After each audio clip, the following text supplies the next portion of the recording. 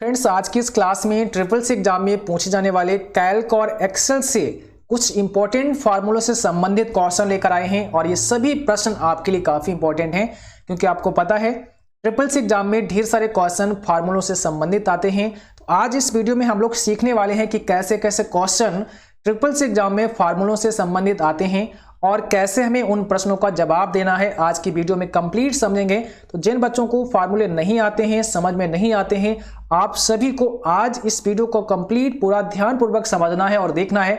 100% निश्चित रूप से इस क्लास को देखने के बाद आप सभी फार्मूले सीख पाएंगे और इनसे बनने वाले प्रश्नों का जवाब भी आप बहुत ही आसानी से दे पाएंगे। ठीक है, तो चलिए शुरुआत करते हैं आज के इस क्लास को। आप सभी क्लास को एक बार शेयर कर दें ताकि और भी बच्चे और भी साथी इस क्लास को ज्वाइन कर सकें। और जो बच्चे चैनल पर नए हैं, पहली बार हैं, आप सभी चैनल को सब्सक्राइब करें, बेल आइकन भी ऑन कर लेना ताकि नोटिफिकेशन भी आप सभी को मिलता रहे। ठीक है, चलिए शुरुआत करते हैं आज के इस क्लास की। आज का सबसे पहला प्रश्न आपके स्क्रीन पर आ चुका है। आपको धैर्यपूर्वक आराम से क्वेश्चन के आंसर करने हैं जो भी आज हम आपसे पूछें। और जिन बच्चों को नहीं पता है, बिल्कुल भी आपको चिंता करने की आवश्यकता नहीं है। आज बहुत ही आराम से हम आपको सभी फार्मूले सिखाकर जाएंगे जो भी आज की इस क्लास में हमने शामिल किए हैं। ठीक है, तो आपको बिल्कुल घबराने की आवश्यकता नहीं, अच्छे से समझना है। और इसके बाद हम आपको कुछ प्रैक्टिस सेट भी देंगे आपके टेलीग्राम चैनल पर, तो वहां से वो प्रैक्टिस सेट डाउनलोड करके आप उनको कर सकते हैं, हल कर सकते हैं, ताकि आप लोग और बेहतर तैयारी कर सकें। ओके, चलिए पहले क्वेश्चन का जवाब भेज दीजिए। आप लोग क्या हो जाएगा, राइट आंसर पूछा गया है इक्वल फ्लोर 1209,11 का परिणाम क्या होगा, का रिजल्ट क्या होगा। ओके, तो यहां पर आपके सामने कुछ ऑप्शन दिए गए हैं, इसमें से बताइए कौन सा करेक्ट आंसर हो जाएगा।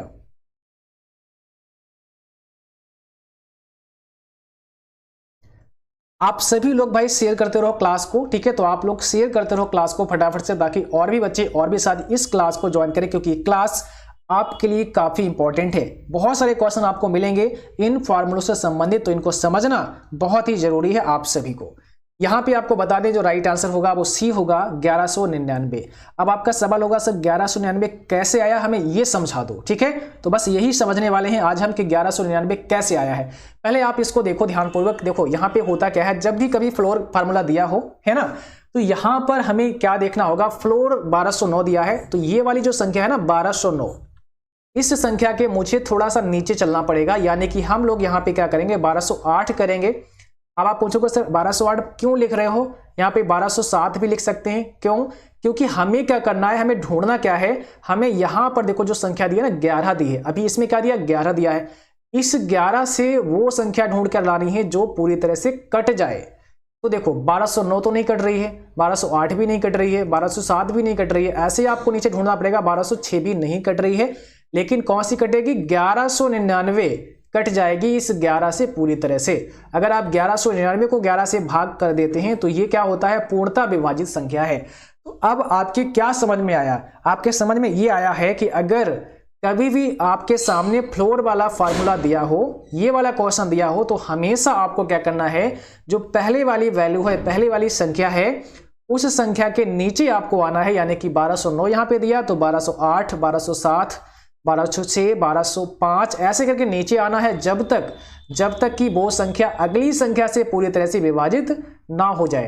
तो यहां पर आपके सामने 1209,11 है, हो सकता है आपके सामने कोई और संख्या हो जाए, तो आपको तरीका हमने बता दिया है, पहली संख्या के नीचे चलना है जब भी फ्लोर दिया हो, और कब तक नीचे चलना है, जब तक कि अगली संख्या यानी कि जो यहां पर दी गई है जैसे कि 11, इससे पूरी तरह से वो संख्या विभाजित ना हो जाए। ठीक है, तब तक।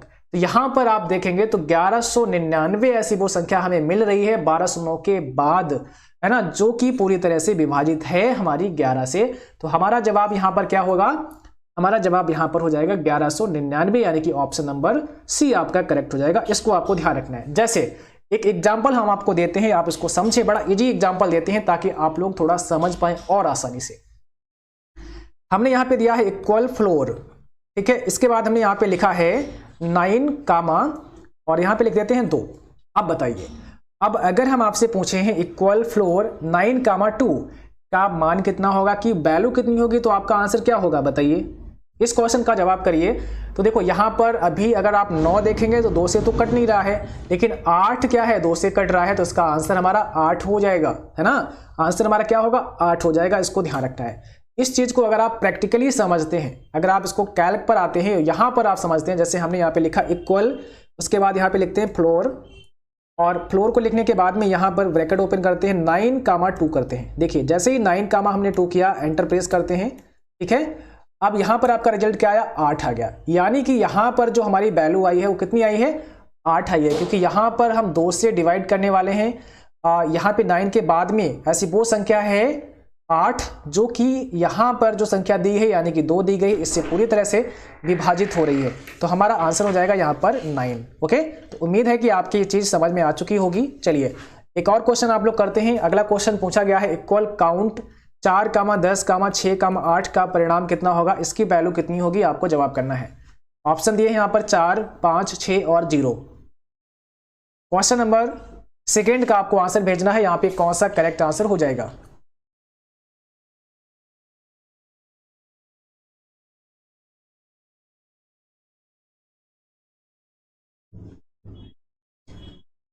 तो यहां पर आपका सही जवाब होगा ऑप्शन पहला, ठीक है। 4 आंसर यहां पे आएगा। आप समझ लो 4 आंसर कैसे आया है, जो आज हम फॉर्मूला समझा रहे हैं अच्छे से समझना है, क्योंकि यहां से बहुत क्वेश्चन बनते हैं आपके एग्जाम में, और निश्चित रूप से यहां से क्वेश्चन बनेंगे भी आपके जनवरी एग्जाम में, इसलिए इसको समझना ही है आपको अच्छे से, ठीक है।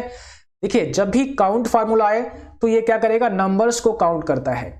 जैसे यहां पर देखिए 4 दिया गया एक सेल में, एक में 10 दिया गया, एक में 6 दिया गया, एक में 8 दिया गया, तो कितने नंबर है यहाँ पे, 1, फिर दूसरा यहाँ पे हो गया, तीसरा यहाँ पे हो गया, चौथा यहाँ पे, 4 नंबर है यहाँ पे, तो इसने 4 बता दिया है। ये केवल नंबर्स को काउंट करेगा। काउंट वाला फार्मूला आपको याद रखना है, समझना है।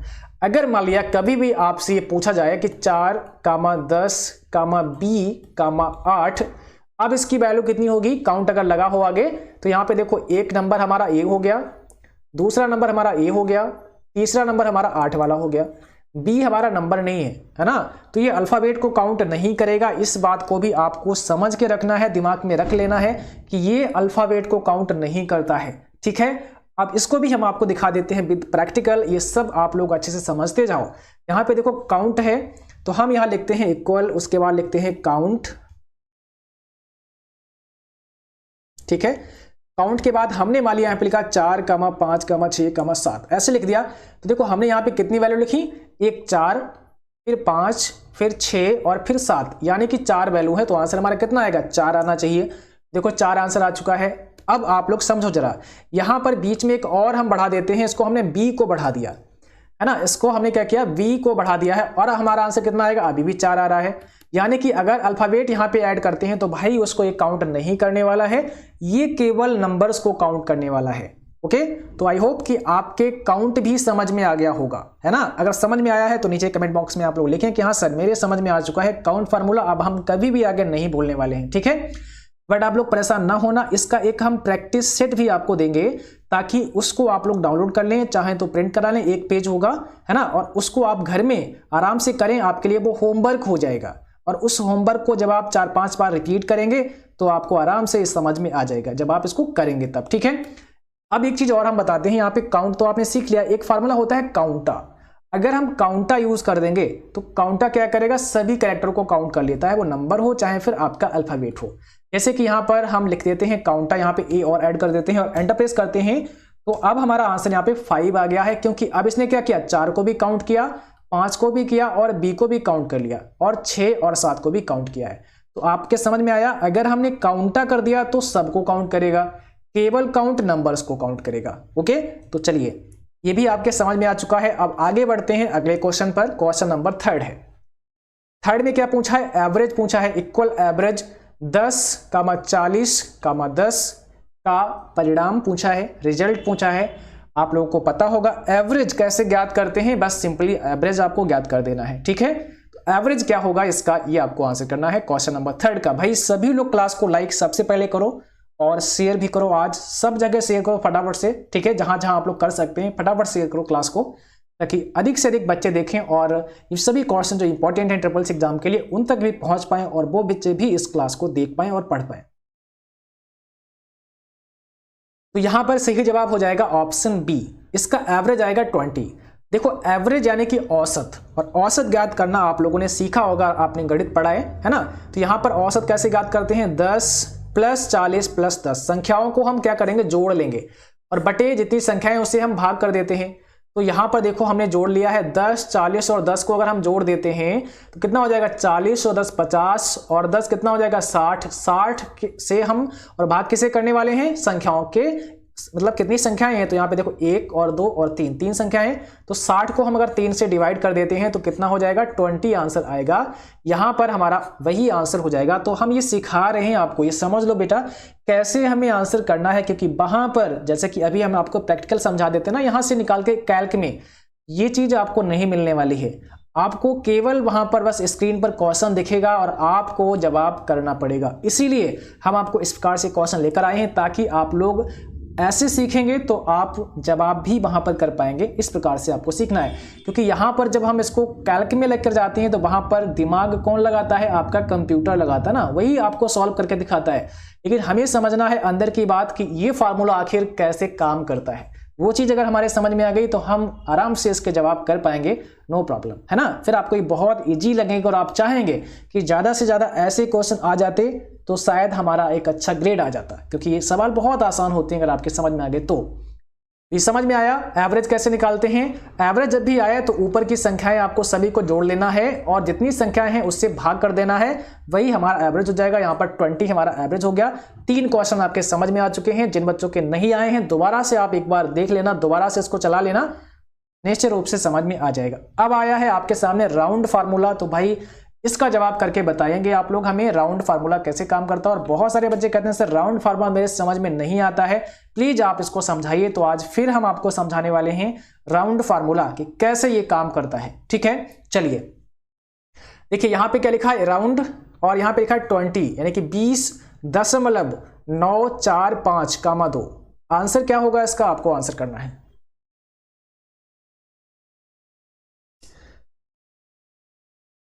चलो भाई आंसर करो जल्दी से आप लोग, और यहां पे हो जाएगा फिर आपका आंसर, पहला ऑप्शन करेक्ट। देखो यहां पर हो जाएगा 20.9 और 5। ठीक है, कैसे होगा इसको समझते हैं थोड़ा सा।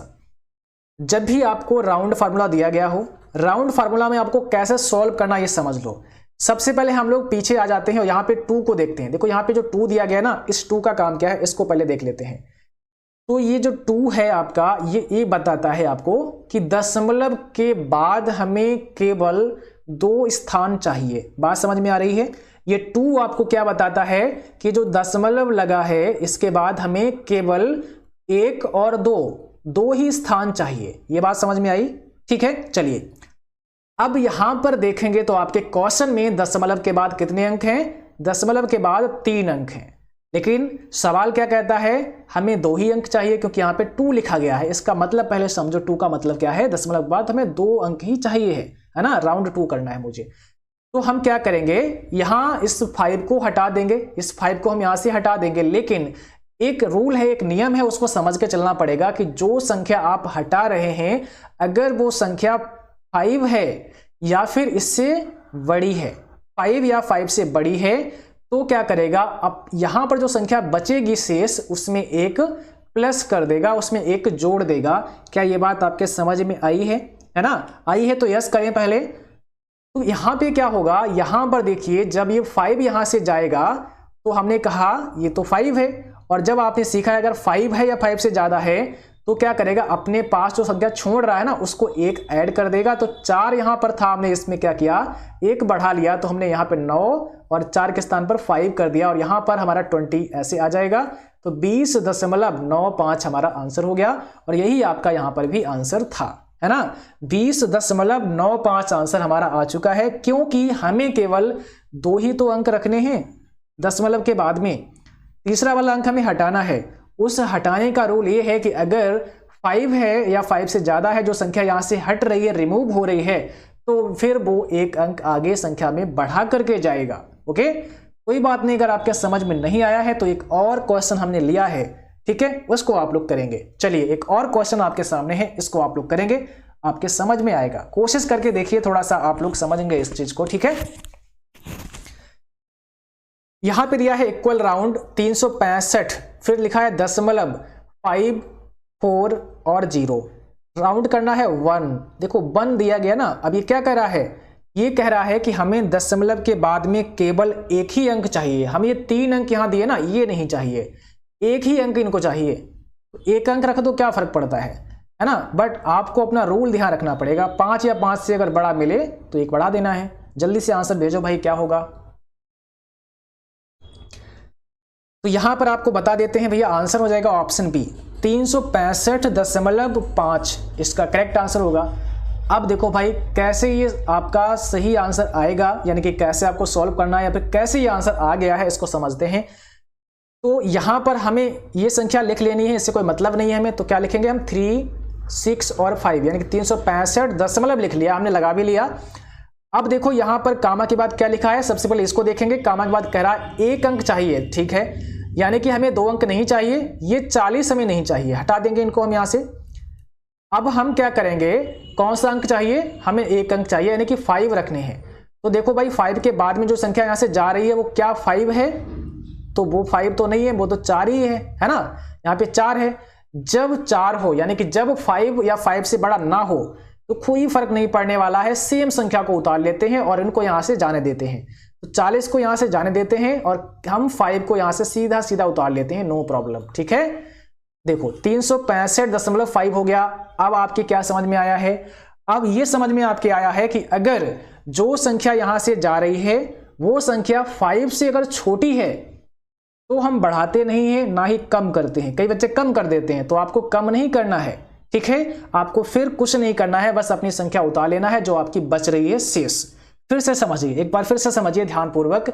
यहां पर लिखा है 365.540, ये 1 क्या बताता है, 1 ये कहता है कि भैया हमें दशमलव के बाद में एक अंक चाहिए। ये दशमलव हमारा है, इसके बाद में यही वाला अंक चाहिए ना, ये 40 को मुझे हटा देना यहां से, है ना। हटाने का रूल ये कहता है कि जो संख्या चाहिए आपको, जैसे कि 5, एक अंक चाहिए, इसके बाद में जो संख्या यहां से जा रही है, अगर वो संख्या 5 है या 5 से ज्यादा है, तब वो जो संख्या शेष बचती है उसमें एक जोड़ कर जाएगी। और अगर ऐसा नहीं है तो कोई फर्क नहीं पड़ने वाला है, सेम संख्या उतार लीजिए। तो आप देख रहे हैं यहाँ पे तो 4 है जो कि 5 से छोटा है, तो कोई फर्क नहीं पड़ता है, इनको जाने दो यहां से, इनको जाने दो यहां से। संख्या बची है 365 दशमलव, ये 5 हमें चाहिए तो 5 हमने यहां लिख लिया, नो प्रॉब्लम, हमारा यही जवाब हो गया, ठीक है। समझ में आया या नहीं आया, नहीं आया तो एक और क्वेश्चन करते हैं, एक और क्वेश्चन का जवाब करिए। और हर क्वेश्चन अलग अलग प्रकार का भी आ रहा है, ये भी ध्यान रखना है। अभी राउंड के मैंने 2 क्वेश्चन किए हैं, दोनों अलग अलग प्रकार थे, एक में 2 था राउंड करना, एक में 1 था राउंड करना, और अब यहां पर 0 राउंड है। इसको समझते हैं। अब 0 जब भी आता है तो कैसे आंसर करना होगा, ओके। चलिए भाई बता दीजिए जल्दी से आप लोग, जवाब क्या हो जाएगा। 0 यहां पर दिया गया है, जल्दी करिए आप लोगों का क्वेश्चन का आंसर क्या होगा। अभी हम आपको कैल्क पर भी लेकर चलेंगे और ये समझा देंगे। आज बहुत ही आराम से क्लास करने वाले हैं, क्योंकि आज हमें ये सभी फार्मूले आपको सिखाने हैं हर हालत में। चलिए सभी फार्मूले आज हमें आपको सिखाने हैं हर हालत में। देखो यहां पे 0 है और इसका आंसर देख लो भाई क्या हो जाएगा। इसका जो जवाब होगा वो होगा 655। अब आप पूछोगे सर 655 कैसे आ गया इसका आंसर, तो देखो भाई समझते हैं फिर से। यहां पर इसको लिख लेते हैं थोड़ा बड़ा बड़ा, ताकि आप लोगों को आराम से दिख जाए, क्योंकि छोटा है फॉन्ट जरा। 654.6 और 8,0 इतना समझ में आया। क्वेश्चन आपके समझ में आ चुका है कि क्या लिखा गया है। हमने आपको एक बात बताई, ये संख्या कामा के बाद होती है ना, ये बताती है हमें, क्या बताती है बच्चों, कि दशमलव के बाद कितने अंक रखने हैं। तो यहां पर तो दिया है 0, इसका मतलब ये हो गया कि दशमलव के बाद हमें कोई अंक नहीं रखना है, मतलब 0 रखना है। इसका मतलब दशमलव के बाद हमें कोई अंक नहीं रखना है, यही तो ये संख्या बता रही है, ठीक है। अब इसके समझ में आ चुका है कि हमें दशमलव के बाद में कोई अंक नहीं चाहिए, तो हमें क्या चाहिए, हमें सिर्फ 654 ही तो चाहिए, ठीक है। लेकिन एक रूल है भाई, हम यहाँ पे हटा किसको रहे हैं, हम हटा रहे हैं 6 और 8 को। तो आप ये देखो जो संख्या हमारी यहाँ पे रहेगी 6, 5, 4, इसके बाद में संख्या कौन सी जा रही है, ये 6 जा रही है ना, 6 और 8 जा रहा है। तो हम 8 को ना देखें, हमें इस 6 को देखना है, इसको भी ध्यान रखना है। 2 संख्याएं जब हो पास पास या 2 संख्याएं जा रही हो, तो वो संख्या देखनी है जो संख्या शेष बच रही है उसके नजदीक है, इसको भी ध्यान रखना है। कई बार क्या होता है कि पता लगा ये संख्या आपकी 5 से छोटी है और ये संख्या बड़ी है, तो आप एक वहां जोड़ दो, ऐसा नहीं करना है आपको। तो हमें यहां पर देखना पड़ेगा 6 को, क्योंकि 6 जो है हमारा 4 से नजदीक है, ओके। चलिए अब यहाँ पे 6 और 8 जा रहा है, यानी कि 6 यहाँ से रिमूव होगा और 6 हमारा 5 से बड़ा है। जब ये 5 से बड़ा होगा तो भाई ये इसमें एक बढ़ा करके जाएगा। तो अगर हम बढ़ा देते हैं तो 655 करना पड़ेगा, फिर हमें क्या करना पड़ेगा, 655। वही हमारा यहाँ पर आंसर आया। और क्या ये बात आपके समझ में आई कि जब भी 0 दिया होगा तो हम उसको कैसे करेंगे, है ना। रूल वही अपनाना है, लेकिन अब हमें पॉइंट के बाद कुछ भी नहीं रखना है। तो देखना होगा कि पॉइंट के बाद जो संख्या है क्या वो 5 से बड़ी है या 5 है। अगर ऐसा है तो फिर वो संख्या यहां पर एक बढ़ा करके चली जाएगी। ओके, तो 655 आ जाएगा। इसको हम एक बार देख लेते हैं कैल्क प्रोग्राम में 654.68 को। ठीक है, 654.68 को एक बार देख लेते हैं। यहां पे लिखते हैं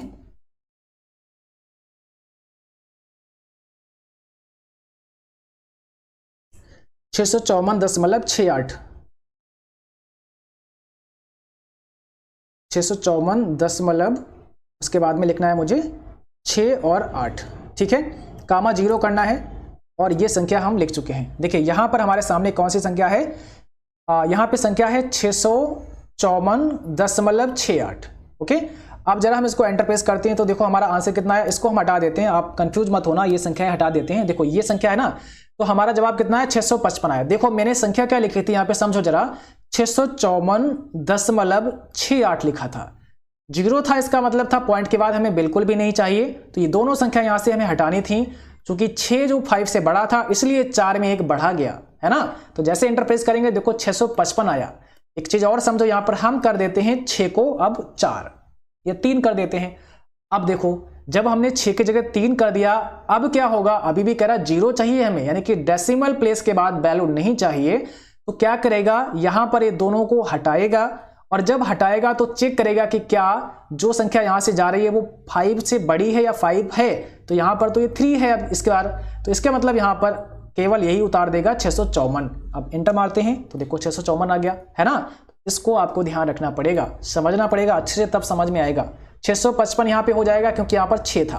ओके, अब देखिए एक और क्वेश्चन आ गया है जो आपके लिए काफी इंपॉर्टेंट है। और यहां ऐसे हुई क्वेश्चन आपकी बहुत आए थे पिछले एग्जाम्स में, बच्चों ने सीखे थे, लेकिन माइनस लगाकर आ गया और ये माइनस बच्चों को परेशान करके चला गया। तो आज हम भाई माइनस को भी समझ लेते हैं, ताकि जब भी कभी राउंड फार्मूले में माइनस आ जाए तो फिर हम इससे भी ना डरें, इसको भी बहुत आसानी से कर पाएं और इसको समझेंगे तो बहुत आसानी से आप कर पाएंगे, नो प्रॉब्लम। तो जिन बच्चों को पता है आप लोग आंसर भेजो, इसके बाद हम आपको बताते हैं कि कैसे ये लगेगा।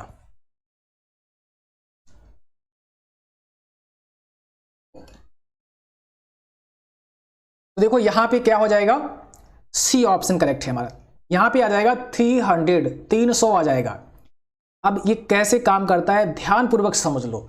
फिर लिख लेते हैं यहां पे बड़ा बड़ा थोड़ा सा 254.3 और 5 कामा लगा देते हैं और यहां पे -2 लिख लेते हैं। बस इतना सा था, इसके आगे इक्वल राउंड आप लोग समझ लेना ना, इतना तो समझदार हैं। ठीक है, अभी क्या कह रहा है कि भाई -2 करना है। अब -2 लगा है, चलिए जैसे कि हमने एक यहां पे लाइन ड्रॉ कर दी है ऐसे करके, और हमने माना है कि हमारा ये दशमलव स्थान है। देखो ध्यान से, ये क्या है, हमारा दशमलव स्थान है।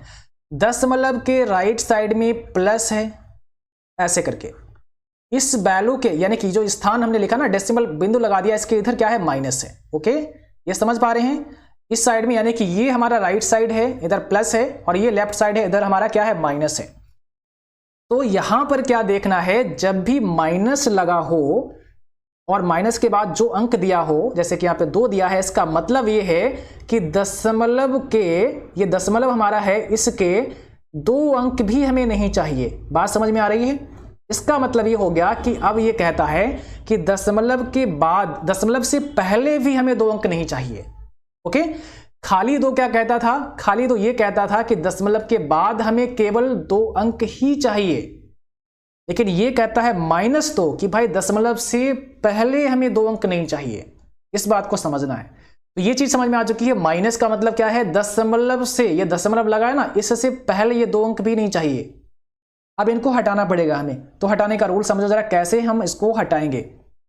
तो देखो यहां पर हमें ये 2 अंक नहीं चाहिए, है ना, क्योंकि -2 यही कहता है कि ये दशमलव लगा है और इससे पहले 2 अंक हमें नहीं चाहिए। तो ठीक है, यहां पर आप देखेंगे ये तो 4 है, और कौन सा नहीं चाहिए, 5 भी नहीं चाहिए।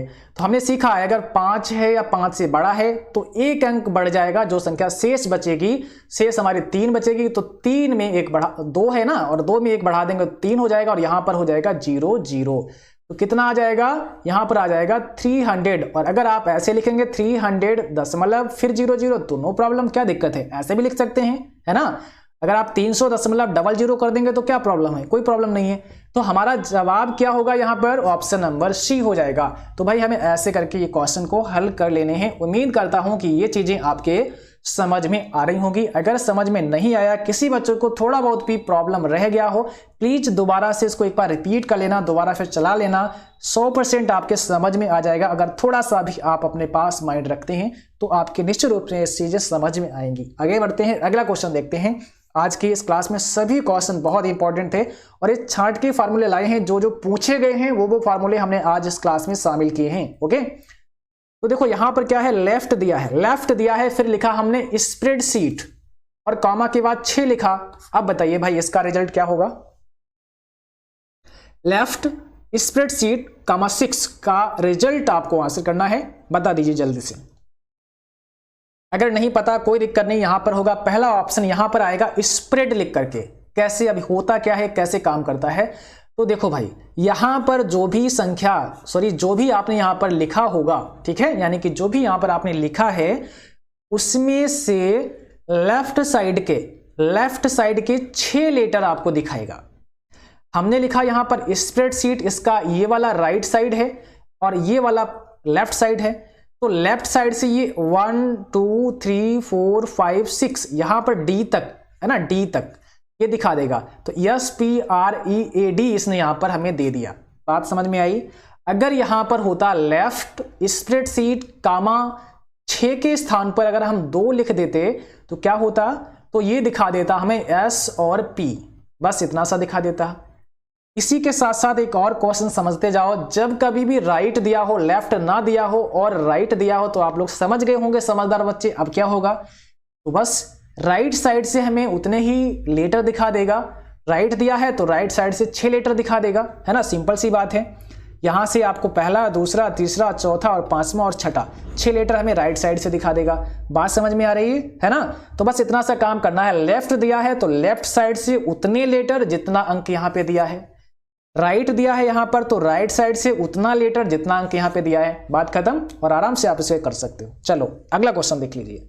यहां पे दिया है इक्वल लेन, उसके बाद में AB स्पेस देकर हमने लिखा है CD को, और ये डबल कोट्स में है, यानी कि इन्वर्टेड कॉमा के अंदर होगा ये। इसका वैल्यू बताना है आपको, आंसर क्या मिलेगा इसका।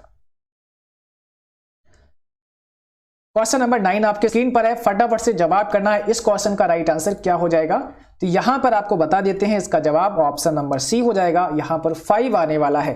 देखो भाई ये क्या करने वाला है, जो भी आपने लेटर लिखे ना सबको काउंट करता है, सबको काउंट करता है, और जो स्पेस होता है ना उसको भी काउंट करता है। तो आप लोग कभी आप ये मत समझना कि स्पेस नहीं है उसको काउंट नहीं करेगा, स्पेस को भी, लेन जो होता है ना स्पेस को भी काउंट कर लेता है। तो यहां पर A V स्पेस C और D इसने देखा, एक यहां पे है, दूसरा यहां पे है, तीसरा यहां पर भी इसने काउंट किया, चौथा और 5वां ये है। तो 5 यहां पर इसने काउंट कर दिए। यहां पर आपको आंसर कितना मिलेगा, 5 मिलेगा। बस इतना समझना है, जब भी लेन दिया होगा तो सभी को ये काउंट करेगा। ओके, तो बात समझ में आ चुकी है। अगर आप इसको कैल्क में करते हैं तो आपको एक बात दिखाते हैं हम कैल्क के अंदर। यहाँ पे लिखने वाले हैं हम लोग क्या, इक्वल, उसके बाद यहाँ लिखेंगे लेन। यहाँ पे जैसा कि मैंने A लिखा, ओके, और यहाँ पे कामा B लिखते हैं, फिर कामा C लिखते हैं, और इसको हम एक बार, ओके सॉरी मैंने यहाँ पे गलत लिखा है इसको, क्योंकि हमें यहाँ डबल कोट्स में लिखना है। ठीक है, यहाँ पर अगर आप देखेंगे तो डबल कोट्स में मुझे लिखना पड़ेगा। तो यहाँ पे क्या है, डबल कोट्स में लिखा गया ABCD, ऐसे लिखते हैं। ओके, यहाँ पे डबल कोट्स लिखते हैं, उसके बाद हम लिखते हैं A B और C। अभी आप देखेंगे तो यहाँ पर मैंने 3 लेटर टाइप किए हैं, यानी कि कुछ भी हम लिख देते हैं। यहाँ पे ABC हमने लिख दिया, और यहाँ पे देखो 3 आ चुका है। ठीक है, तो यहाँ पर इक्वल लेन ABC लिखा हमने, और अभी इसने 1 2 और 3 काउंट किया। बट हम क्या करते हैं, B और C के बीच में एक स्पेस दे देते हैं। एक स्पेस हमने कर दिया। अब देखते हैं क्या आएगा। अब यहाँ पे देखो 4 आ गया, है ना। तो ये चीज समझना है, यहाँ पर जो लेटर है उसको तो काउंट करता ही, बाकी जो ब्लैंक स्पेस होता है ना उसको भी काउंट कर लेता है आपका लेन फंक्शन। ये चीज भी आपको समझ के चलनी है, इसको ध्यान रखना है। जब भी ऐसा क्वेश्चन दिया हो तो आपको जवाब जरा ध्यान से करना है, देखना होगा क्या बीच में स्पेस तो नहीं है। चलिए क्वेश्चन अगला आ चुका है और यहाँ पे आ गया है सीलिंग फार्मूला। सीलिंग 16,5 है ना, 16,5 का रिजल्ट आपको बताना है। सीलिंग फार्मूला कैसे काम करता है वो चीज हमें समझनी है और सीखनी है। सबसे पहले आप लोग जवाब करेंगे, इसका राइट आंसर क्या हो जाएगा। अभी देखो शुरुआत में आप लोगों ने फ्लोर समझा था, है ना, और जैसे हमने फ्लोर आपको बताया था सेम वैसे ही सीलिंग है, बस फर्क कितना है, फर्क थोड़ा सा है। फ्लोर में हमने नीचे की तरफ देखा था और सीलिंग में हम ऊपर की तरफ देखेंगे, है ना, इसको समझना है। तो यहां पर 20 आने वाला है हमारा सही जवाब। देखिए यहां पर 16 है और 16 के बाद में यानी कि आगे 17 आएगा, फिर 18 आएगा, ऐसे करके वो संख्या ढूंढनी हमें जो यहां पर दी गई संख्या से पूरी तरह से विभाजित हो जाए। 5 दिया गया यहां पर, तो 5 अगर आप देखेंगे तो भाई 5 से 20 जो है वो पूरा विभाजित हो जाएगा 16 के बाद में, और 16 के बाद में पहली ही संख्या होना चाहिए। ऐसा नहीं कि 20 के बाद में कोई संख्या हो जो 5 से कट जाए वो चलेगी, वो नहीं चलने वाली है। 16 से बाद में ही पहली संख्या हो, तो 16 के बाद 17, 18, 19, 20 और 20 वो संख्या है जो 5 से पूरी तरह से कट जाएगी, तो भाई 20 ही हमारा राइट आंसर हो जाएगा। तो आपके समझ में आया, फ्लोर और सीलिंग बिल्कुल सेम है। फ्लोर में फर्क इतना है 16 से नीचे देखना पड़ेगा और सीलिंग में 16 से ऊपर देखना पड़ेगा, बस इतना सा ही फर्क है। ओके चलो भाई आगे बढ़ते हैं। अगला क्वेश्चन आप जरा ध्यान से समझो, इसमें क्या कहता है। इसमें ये बोला है कि B10 से G20 तक की रेंज के लिए सेल रेफरेंस क्या होगा। आपको आंसर करना है, एक सेल का रेफरेंस होता है ना। तो सेल का रेफरेंस ये पूछ रहे हैं कहां से कहां तक, B10 से लेकर के G20 तक की रेंज के लिए कौन सा सेल रेफरेंस होगा आपको बताना है। 11 में कौन सा राइट आंसर है आपको जल्दी से बताना है। क्वेश्चन का सही जवाब क्या हो जाएगा। तो यहां पर सही जवाब है ऑप्शन सी। यहां पर देखिए कैसे ये सी करेक्ट हो गया। ये कहता है रेंज, और रेंज क्या होता है, जैसे आपने क्या किया, चलिए मैं एक बार आपको कैल्क में ही लेकर चलता हूं ताकि रेंज आपको समझा सकें। यहां पे मैंने क्या किया, यहां पे हमने लिखा है 10, यहां पे लिखा 5, यहां पे 6, यहां पे 8, ऐसे लिखा ना। अब क्या करते हैं, यहां से यहां तक अगर हम सेलेक्ट कर लेते हैं, सेलेक्ट करने पर यहां पर जो एक रेंज बन गया ना, सेलेक्ट कर दिया तो इसका एक रेंज बन गया। अब इसका एड्रेस क्या होगा, आप देखेंगे यहां पर नेम बॉक्स के अंदर इसका जो एड्रेस है वो है नेम बॉक्स के अंदर, और इस नेम बॉक्स में आपको अगर दिख रहा हो तो यहां पे लिखा है C3:F3, C3:F3 एक रेंज बन चुकी है। इसे कहते हैं रेंज, और रेंज बनाने के लिए जो ऑपरेटर यूज होता है वो कॉलन का होता है, इसको देखना है। यहां पर ऐसे ही हमसे पूछा है इन्होंने कि भाई V10 और G20 तक की रेंज के लिए क्या होगा सेल का रेफरेंस, तो यहां पर होगा V10 फिर 2 बिंदी, है ना, और G25 ये हो जाएगा। अगर ये एड्रेस भरते हैं तो ये पूरा एक रेंज बना देगा, यानी कि हमारा जो जवाब है वो सी वाला करेक्ट है ना। और हमेशा ध्यान रखना है, ये जो कॉलन होता है ना, 2 बिंदी जिसे कहते हैं ऐसे करके, ये हमेशा रेंज बनाती हैं। क्या करती हैं, रेंज बनाती हैं, इसको ध्यान रखना है। ओके ठीक है आगे बढ़ते हैं, अगला क्वेश्चन देखते हैं। अगला क्वेश्चन पूछा है पावर 5,4 का मान कितना होगा। तो पावर आपको बतानी है 5,4 की कितनी हो जाएगी। बड़ा इजी है ना, आप लोग कर सकते हैं। अगर आपको आता है पावर के बारे में पता है तो आप बहुत इजीली कर सकते हैं, और नहीं पता है नो प्रॉब्लम है, आज जितने भी बताए हैं सब आप सीख के जाएंगे, है ना। बस आपको थोड़ा सा ध्यानपूर्वक क्लास को करना होता है। देखो भाई यहां पर होने वाला है जवाब हमारा 625। कैसे हो गया पावर, अब देखो हम इसको लिख देते हैं 5⁴। अब आप लोग तो समझदार हैं, इसको कर लेंगे। 5⁴ लिखा तो हम 5 फिर इंटू 5 फिर 5 फिर 5 1 2 3 4 बार करना पड़ेगा। तो 5 की 5 में गुणा 25, और 25 की 5 में गुणा 125, और 125 की 5 में गुणा 625। तो बस सिंपल सी बात है, यहां पर पहली संख्या होगी वो हमारी संख्या है और अगली वाली है वो पावर है। तो यहां पर अगर हम लिखते हैं 2,4 और इधर लिख देते हैं पावर, तो इसका मतलब हो गया 2 की पावर 4। 2 की पावर 4 का मतलब हो गया 2 × 2 × 2 ऐसे करते रहेंगे आप 4 बार और उनको मल्टीप्लाई कर देंगे, ठीक है। तो जवाब क्या होगा 625 यहाँ पे आ जाएगा। और अगर हम इसको लिखते हैं एक बार कैल्क के अंदर पावर 5,4, तो देखो क्या आता है, लिख लेते हैं यहाँ पर ताकि आपको समझ में आए, पावर 5,4। ओके, चलो मैंने इसको लिख दिया पावर 5,4। देखो कितना आंसर आया, 625 आया।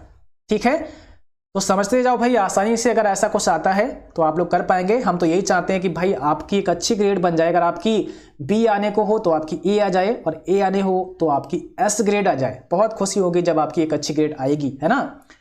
चलिए भाई, क्वेश्चन देखिए, फ्लोर लिखा है, फ्लोर आ गया फिर से। अभी फ्लोर सीखा था पहले क्वेश्चन में, फिर से एक बार आ गया। तो भाई ट्राई कर लो, जिन बच्चों का पहला वाला क्वेश्चन सही नहीं निकला था, अब आपका सही निकल जाएगा। अगर आप मेहनत से इसको आंसर कर देते हैं, समझ के आंसर कर देते हैं, तो ये वाला क्वेश्चन सही हो जाएगा आपका। कहता है फ्लोर, उसके बाद में 100,9 का मान कितना होगा, 100,9। बहुत इजी है, अगर सोचेंगे ध्यान से, 100,9 का मान कितना होगा। आपने समझा है फ्लोर क्या करता है, हमें 100 के नीचे देखना है, और 100 के नीचे ऐसी वो पहली संख्या ही ढूंढ लेनी है जो कि यहां पर दी गई संख्या 9 से पूरी तरह से विभाजित हो जाए, कट जाए, वो संख्या लानी है। तो आप बोल दोगे सर 99 ही तो वो संख्या है जो 9 से पूरी तरह से कट जाएगी, है ना। तो बस यहां पे क्या हो जाएगा, 99 ऑप्शन हमारा क्या हो जाएगा, डी करेक्ट हो जाएगा। ओके, तो ऑप्शन नंबर डी हो गया यहां पर 99 आपका करेक्ट आंसर। वेरी गुड, बहुत अच्छा। अगला क्वेश्चन देखिए, एक और क्वेश्चन आपके सामने है, और पूछा क्या गया है, काउंट ब्लैंक पूछा है, किसी रेंज के रिक्त सेल को दिखाता है। ये कहते हैं ये कि काउंट ब्लैंक जो फार्मूला होता है, ये फार्मूला किसी रेंज की रिक्त सेल को दिखाता है। एक रेंज है या एक सेल है, एक रेंज है, जैसे एक रेंज है यहाँ पे ABCD ऐसे करके एक रेंज है, उस रेंज में अगर कोई सेल आपके रिक्त है, कोई ब्लैंक सेल है, तो उसको दिखाता है। क्या ये सही है? तो बिल्कुल सही है, ऑप्शन पहला करेक्ट होगा। और अगर आपके समझ में नहीं आया तो नो प्रॉब्लम, अभी हम आपको लेकर चलते हैं कैल्क प्रोग्राम में, और यहां पर समझाते हैं काउंट ब्लैंक कैसे काम करता है। देखिए ये मैंने लिखा यहाँ पे 10, देखो ध्यान से देखो, यहाँ पे क्या लिखा मैंने, इसमें ये लिखा C3 के अंदर 10 लिखा, फिर 5, फिर 6, फिर 8। ओके, अब हम क्या करने वाले, इसको डिलीट मार देते हैं पहले नीचे, और अब दिखाते हैं आपको। यहां पर हम कहीं पर लिख लेते हैं इक्वल काउंट और ब्लैंक। ओके, अब हमने इस रेंज को किया सेलेक्ट, ब्रैकेट को क्लोज कर दिया, एंटर प्रेस कर दिया। अभी कह रहा 0। अब ये 0 क्यों दिखाया, क्योंकि मेरे भाई इस रेंज के अंदर कोई भी सेल इसको ब्लैंक नहीं मिली, कोई सेल इसको खाली नहीं मिली, तभी कहता है 0, है ना। और हमसे सवाल कर रहा है कि काउंट ब्लैंक क्या करता है, किसी रेंज की रिक्त सेल को दिखाता है, जो खाली सेल है उसको दिखाता है। ठीक बात है, तो यहां पर आ जाते हैं फिर से। अब हम सेल को खाली कर देते हैं, हम 5 को डिलीट मार देते हैं, यहां पे खाली कर दिया, तो देखो भाई 1 आ गया। कह रहा एक सेल आपकी इस रेंज के अंदर खाली है। ओके, बात समझ में आ रही है। एक और खाली कर देते हैं, 6 को भी हटा देते हैं। अब ये कह रहा है भाई 2 सेल ऐसी हैं इस रेंज के अंदर, इस पर्टिकुलर रेंज के अंदर 2 सेल आपकी ऐसी हैं जो खाली हैं, ब्लैंक हैं। बात समझ में आ रही है, ठीक है। तो ये समझ में आया, भर देते हैं तो कह देगा 1 खाली है, फिर भर देते हैं तो बोलेगा भाई 0, यानी कि कोई भी खाली नहीं है। तो आपके समझ में आ चुका होगा काउंट फार्मूला क्या करता है, काउंट ब्लैंक क्या करता है। तो काउंट ब्लैंक किसी रेंज में जो खाली सेल है, जो रिक्त सेल है, उसको बता देता है, ब्लैंक सेल को बता देता है। तो सही बात है, बिल्कुल भी ठीक है। एक और इंपॉर्टेंट क्वेश्चन है, और शायद ही अंतिम क्वेश्चन होगा, इसके बाद फिनिश है हमारी क्लास। तो ये क्वेश्चन ध्यान से समझ लो क्या करता है। लिखा है, यहां पे लिखा है इक्वल की यहां आवश्यकता नहीं है, इधर लिखा है यदि सेल A2 में सोनू और B2 में कुमार लिखा गया है तो इक्वल क्या लिखा है, कॉन्केटेनेट, है ना, कॉन्केटेनेट A2 कॉलन B2 का मान कितना होगा। ये बात आपको बतानी है, क्या हो जाएगा सही जवाब। ये फॉर्मूला है ना कॉन्केटेनेट, समझना है भाई ये फॉर्मूला कैसे काम करता है, इसको समझ लेते हैं ध्यान से, अभी समझ में आ जाएगा आपके। पहले आप लोग जवाब करें, जिन बच्चों को समझ में आया है, पहले कभी सीखा है आपने, है ना, तो आप लोग बताएंगे। और ये सभी फॉर्मूले हम ऑलरेडी आपको बता चुके हैं, बार बार चिल्लाते रहते हैं ना अपनी क्लास में, भैया लिब्रे ऑफिस वाली प्लेलिस्ट को पढ़ लो, लिब्रे ऑफिस वाली प्लेलिस्ट को पढ़ लो। तो जिन बच्चों ने पढ़ लिया होगा शायद उनको पता होगा, और ये उनकी परीक्षा है, ईमानदारी से बता देना कि हाँ सर हमने पढ़ा था, और आपके 15 क्वेश्चन का जवाब भी हमने बिल्कुल सही सही दिया था। इस बात को भी कमेंट बॉक्स में नीचे लिख देना आप लोग, और ईमानदारी से लिखना बिल्कुल, ठीक है, बेईमानी मत करना। तो यहां पर आंसर आने वाला है सोनू कुमार। अब देखो क्या करेगा, अगर कई बार होता ना जब हम कोई फॉर्म हम भरते हैं तो कई बार क्या होता है, चलिए पहले हम यहीं लेकर चलते हैं, आपको बताते हैं एक बार। देखो यहां पे क्या होता है, कई बार आपने देखा होगा लिखा होता है फर्स्ट नेम, क्या लिखा होता है, फर्स्ट नेम।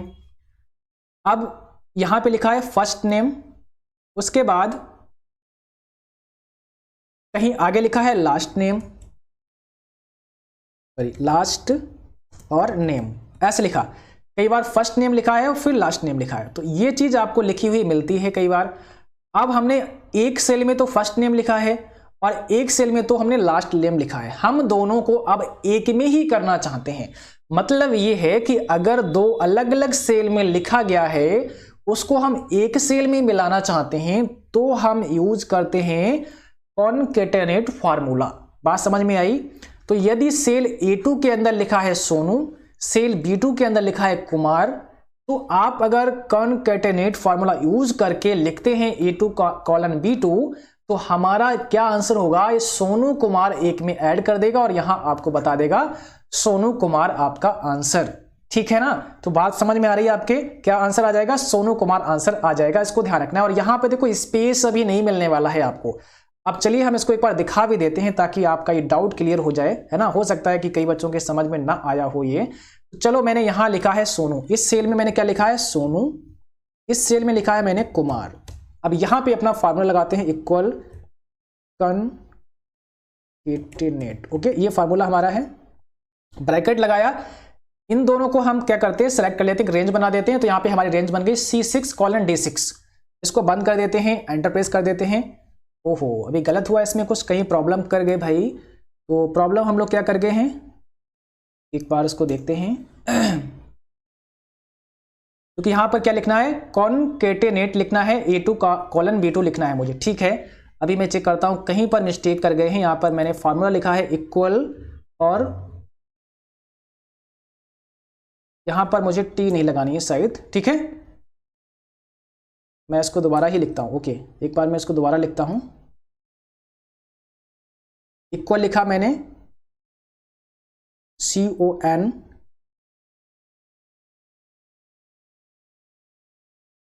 ओके, और इसके बाद में ब्रैकेट लगाता हूं। इसके बाद में अब मुझे क्या करना है, यहाँ पे टेक्स्ट 1 लिखना है, उसके बाद में यहाँ पर कॉमा लिखना है और टेक्स्ट 2 डालना है। ठीक है, कॉमा डालना है और टेक्स्ट 2 लिखना है। इसके बाद हम इसको ओके करेंगे। तो आपने देखा यहाँ पर क्या हुआ, यहाँ पर ये एक में ऐड होकर के आ चुका है, सोनू कुमार एक में ऐड हो चुका है। और यहाँ पर हम लोग मिस्टेक क्या कर रहे थे, वहां पर देखिए सॉरी, यहाँ पर जो क्वेश्चन बना ना इसमें यहाँ पे लिखा गया है कॉलन, तो यहाँ पर केवल कॉमा यूज होगा, इस बात को ध्यान रखना है। यहाँ पर क्या यूज होगा, कॉमा यूज होगा। हम लोग वहां पे कॉमा यूज नहीं कर रहे थे तभी दिक्कत आ रही थी। तो यहाँ पे कॉमा यूज होगा, क्योंकि यहाँ पर अगर आपने कॉलन लगाया तो यहाँ पर फिर उसको वो एरर बता देगा, तो कॉमा यूज करना होगा।